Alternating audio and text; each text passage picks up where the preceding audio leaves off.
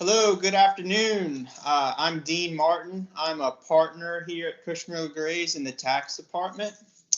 On behalf of everyone at Kushner LeGrace, I would like to welcome all of our clients and friends of the firm this afternoon as we talk about a very relevant topic to all of us, and that's the Hurricane Ida, the recovery, and various tax provisions out there that you may be able to take advantage of.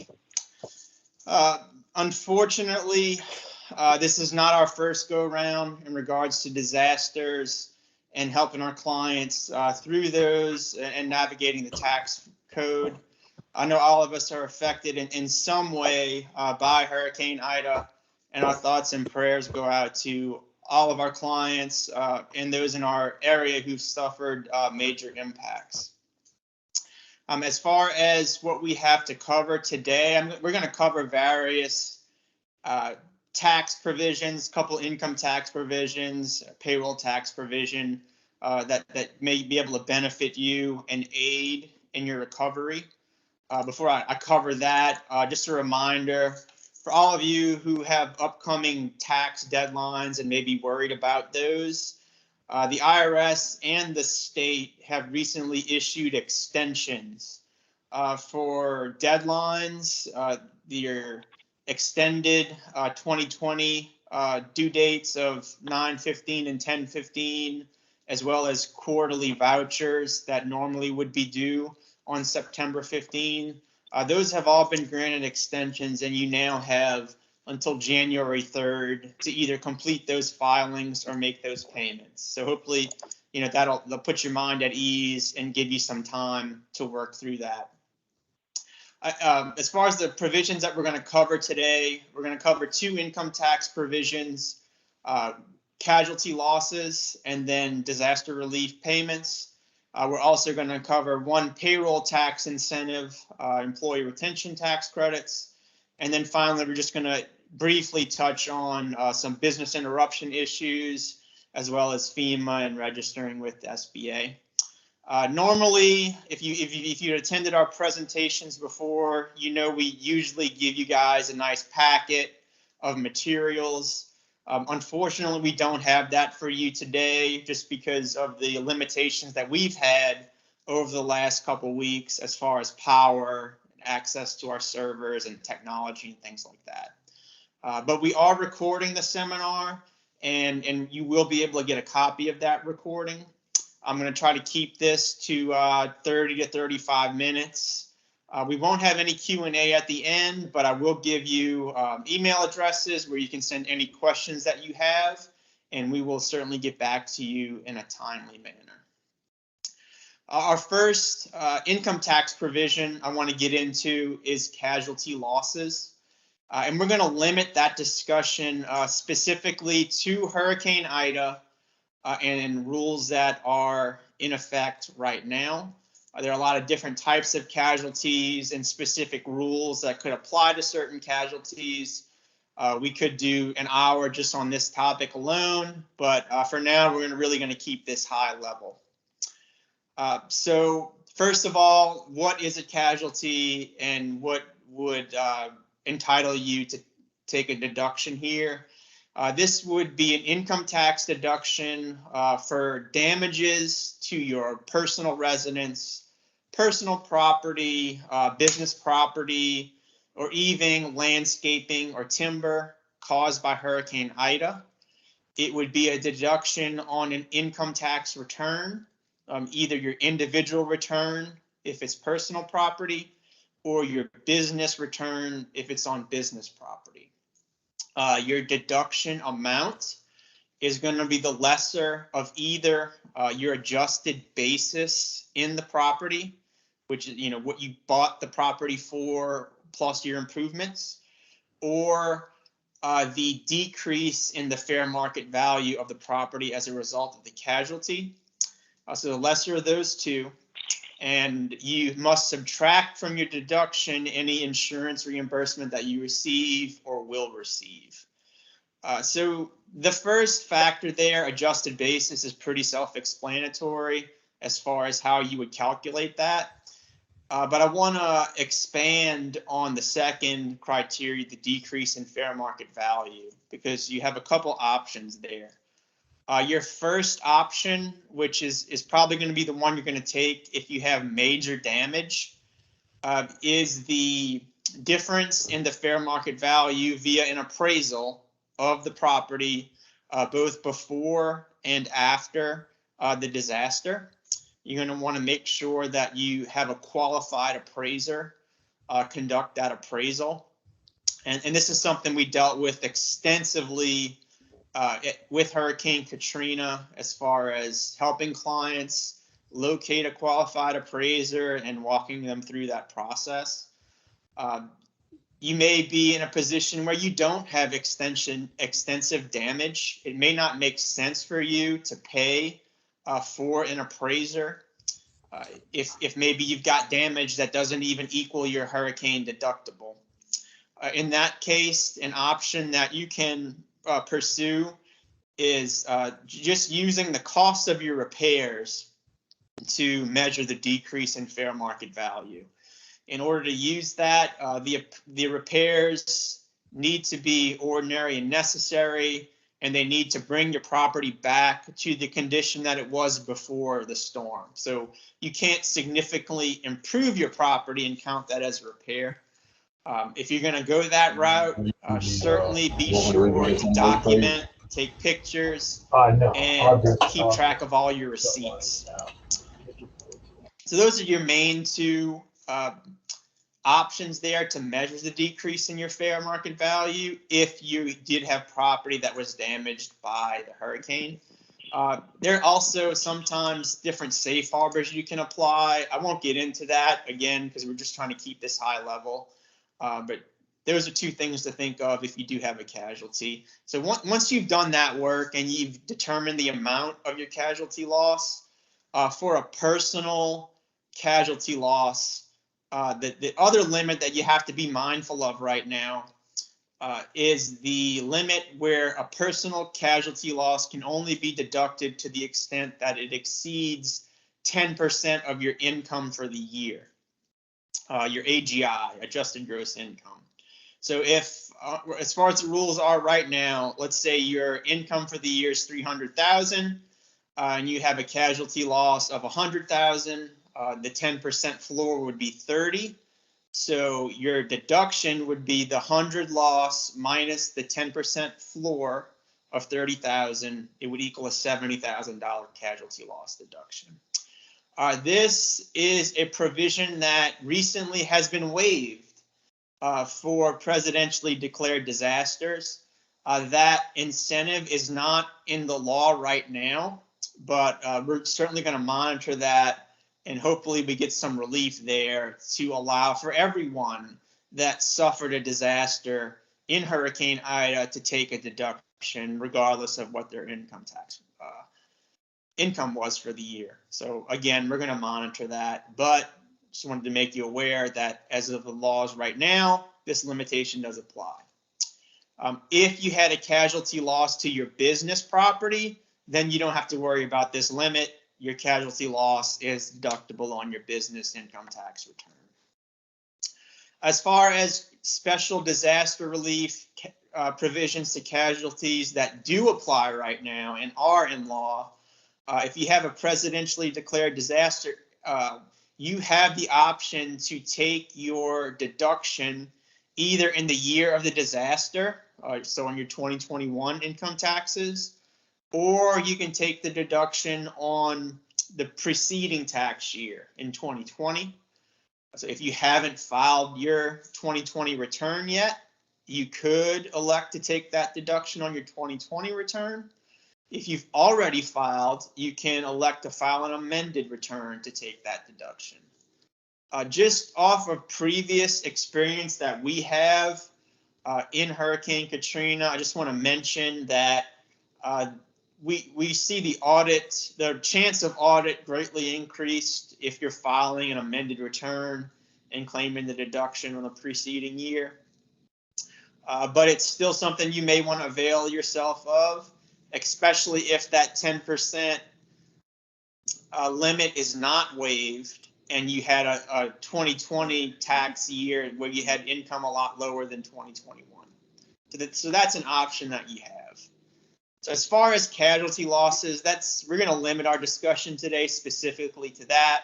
Again, there are a lot of intricacies there, especially when you're dealing with insurance. And you really want to go over that if you find yourself in a position where you do have a casualty.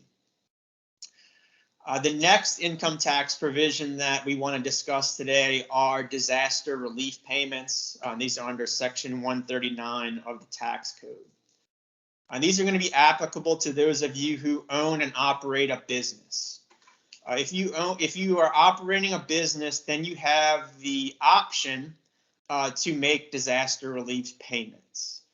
These are payments from a business to an employee to help that employee recover from a disaster. These payments, unlike your regular payroll, are not subject to income taxes on the employee side, and they're not subject to payroll taxes, which can be applicable to both the employer and employee. And they are 100% not taxable to the employee receiving the payments. So if you're running payroll all the time, you're well aware that of your total payroll costs as a business, generally at least 35% of that gets sent to the government as in either income taxes or payroll taxes. So if you do have the desire to make payments to help your employees recover from the disaster, then disaster relief payments are the way to go, rather than just paying out regular payroll payments.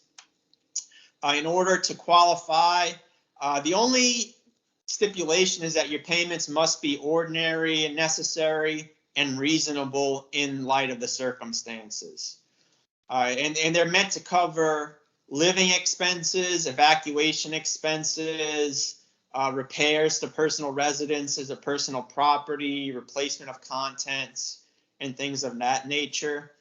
A couple special provisions apply here that you really don't see very often in the tax code. First of all, these payments don't need to be substantiated with receipts. You don't have to make your employees submit receipts for these, as long as they satisfy that reasonableness requirement. And second of all, you don't have any rules against discrimination here. And by discrimination, I mean, if you want to make these payments, you do not have to cover every single employee in your business. You can really pick and choose who you're going to cover and what amount you're going to make the payment. It doesn't have to be uniform, and it can be offered to some classes of employees without other and not others. And also, some of you may own a business, operate a business, and also be an employee of that business, where you draw a salary, you receive a W-2, and things like that. And those are going to be corporations. So this does not apply to anyone who is a sole proprietor or a partner in a partnership that doesn't receive a W-2. But if your business is a corporation and you are an employee of that corporation, you can receive a disaster relief payment from your business. You're just like every other employee, except that payments that are disaster relief payments, a business can't take a deduction for the payment to the extent that the individual receiving the payment would receive a benefit of that deduction. So you may think, well, what good is it for me to make the payment if I can't deduct it in my business? The main benefit that we see here is if your business is a C corporation.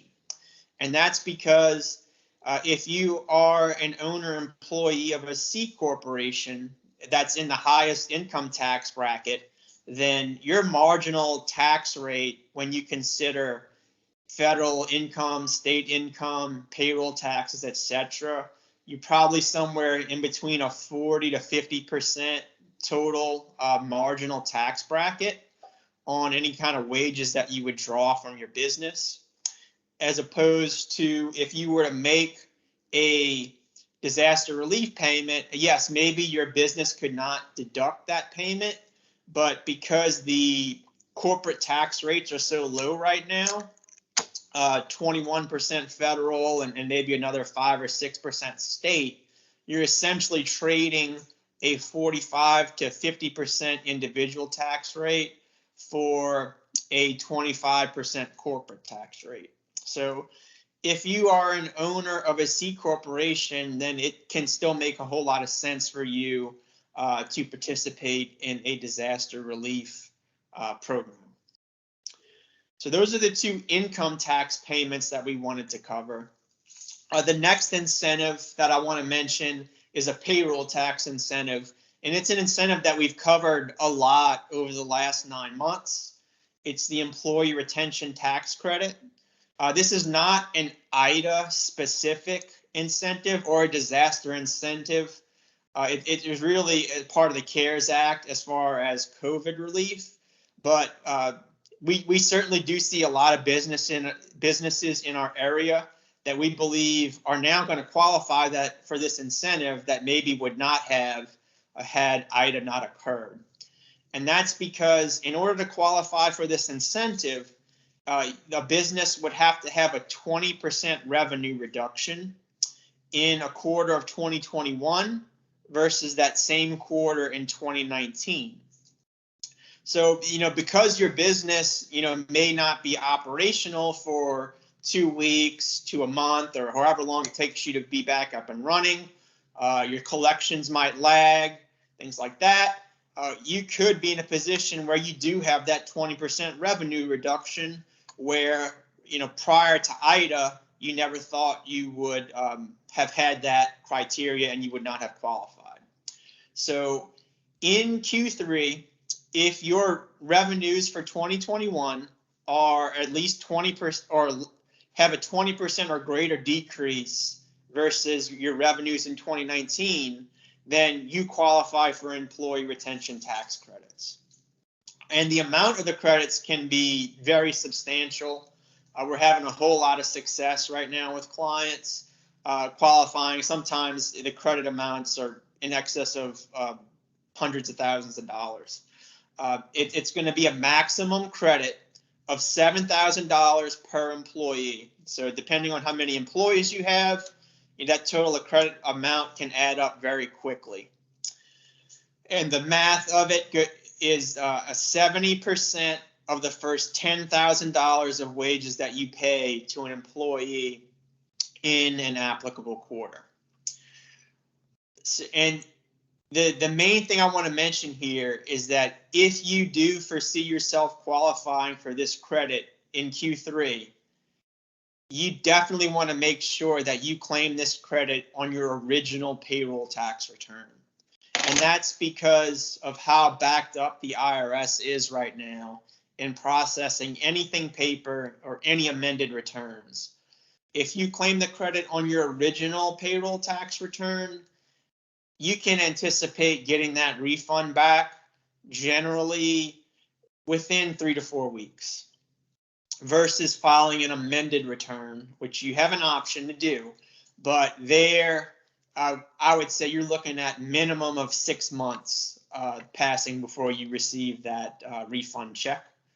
You can expect the refund check at the end of the day pretty much to equal your credit amount.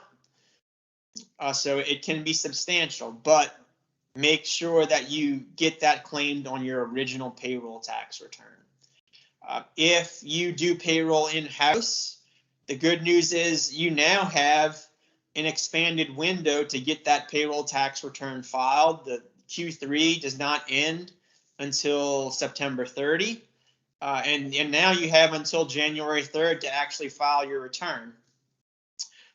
But if you use a payroll service, that's where it's important to make sure that you notify your service and you work with them in a timely manner to make sure they have everything they need to make sure that the credits are filed on your original return.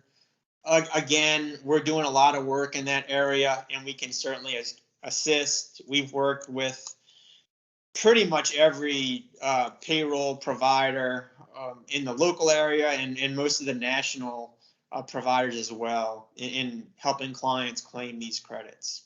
So the main thing to take here is, do you foresee a 20% revenue reduction in Q3? That is probably as a result of IDA. If you do have that 20% revenue reduction in Q3 versus 2019, then we need to talk and let's make sure that you take advantage of this substantial benefit. So those are the 3 tax provisions that we wanted to throw out there for you guys to consider as far as incentives that you can take advantage of as a result of Hurricane Ida. One thing to be mindful of is that in disaster instances, you're going to have legislation a lot of times that lags the disaster. So we very well could see either additional incentives passed as a result of the disaster, especially since you can see on the news, not only did Ida affect Louisiana, but also New York, Pennsylvania, the Northeast. So you could have an additional incentives, or you could see some of these incentives that we mentioned beefed up a little bit. We could see that 10% AGI limit waived on casualties, or get more favorable provisions on casualties.